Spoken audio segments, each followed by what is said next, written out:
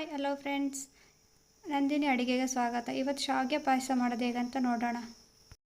ಮೊದಲು ಕಡಾಯಿ ಇಟ್ಕೊಳ್ಳಿ. ಕಡಾಯಿ ಬಿಸಿ ಆದಮೇಲೆ 4 ಟೇಬಲ್ ಸ್ಪೂನ್ ತುಪ್ಪ ಹಾಕ್ಕೊಳ್ಳಿ. ತುಪ್ಪ ಬಿಸಿ ಆದ ನಂತರ ಅದಕ್ಕೆ ಕಟ್ ಮಾಡಿರೋ 1 ಸ್ಪೂನು ಗೋಡಂಬಿನ ಹಾಕ್ಕೊಳ್ಳಿ.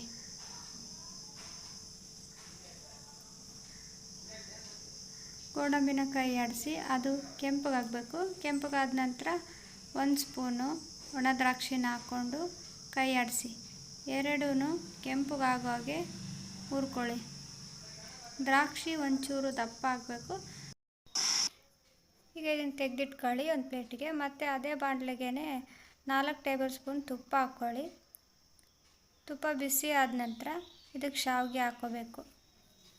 ಶಾವಿಗೆ ಹಾಕ್ಕೊಂಡು ಇದನ್ನು ಕೈ ಆಡಿಸಿ, ಇದು ನಾರ್ಮಲಾಗಿ ಸಿಗುತ್ತಲ್ಲ ಆ ಥರ ಅಂಗಡಿಲಿ ಸಿಗೋ ಶಾವಿಗೆ ಅಲ್ಲ, ಇದು ರೆಡಿ ಮಾಡಿಸಿರೋದು. ಇದು ಇದೇ ಥರ ಇರುತ್ತೆ.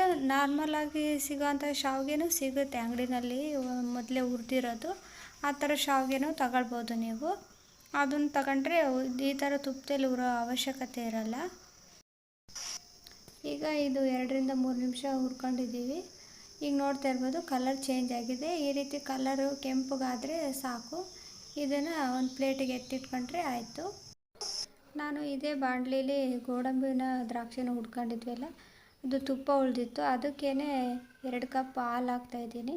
ಅಂದರೆ ಅರ್ಧ ಲೀಟ್ರ್ ಹಾಲು ತೊಗೊಂಡಿದ್ದೀನಿ ನಾನಿಲ್ಲಿ.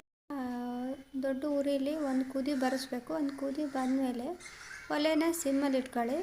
ಸಿಮ್ಮಲ್ಲಿ ಇಟ್ಕೊಂಡು ಈಗ ಶಾವಿಗೆ ಹಾಕಿ, ಹುರಿದಿರೋಕ್ಕಂಥ ಶಾವಿಗೆನ ಎಲ್ಲನೂ ಹಾಕ್ಕೊಂಡು ಕೈ ಆಡಿಸಿ. ಇದಕ್ಕೆ ಚೆನ್ನಾಗಿ ಕೈ ಆಡಿಸಿದ ಮೇಲೆ ಒಂದು 2 ನಿಮಿಷ ಬಿಡಬೇಕು.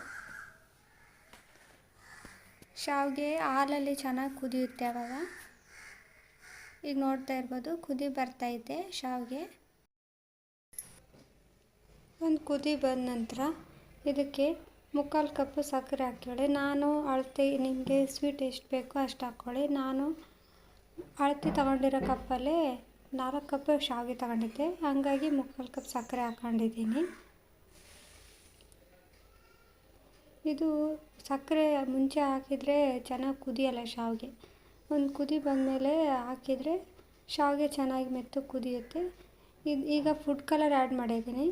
ಇದು ಸಂಪೂರ್ಣ ಆಪ್ಷನಲ್ಲು. ನಿಮಗೆ ಆಗಿ ಬೇಕಾಯಿತು ಅಂದರೆ ಹಾಕ್ಕೊಳ್ಳಿ, ಇಲ್ಲಾಂದರೆ ಬೇಡ. ಮಕ್ಕಳು ತುಂಬ ಇಷ್ಟಪಟ್ಟು ತಿಂತಾರೆ ಅಂತ ನಾನು ಕಲರ್ನ ಆ್ಯಡ್ ಮಾಡಿದ್ದೀನಿ, ಫುಡ್ ಕಲರ್ನ. ನಿಮಗೆ ಬೇಕು ಅನಿಸಿದರೆ ಹಾಕ್ಕೊಳ್ಳಿ. ನಂತರ ಹುರಿದಿಟ್ಟಿರೋ ಗೋಡಂಬಿ ದ್ರಾಕ್ಷಿನೂ ಹಾಕ್ಕೊಳ್ಳಿ. ಏಲಕ್ಕಿ ಪುಡಿನ ಹಾಕಿ ಒಂದು ರೌಂಡ್ ತಿರ್ಗಿಸ್ಬಿಟ್ಟು ಈಗ ಒಂದು ಕುದಿ ಬಂದು ನೋಡಿ.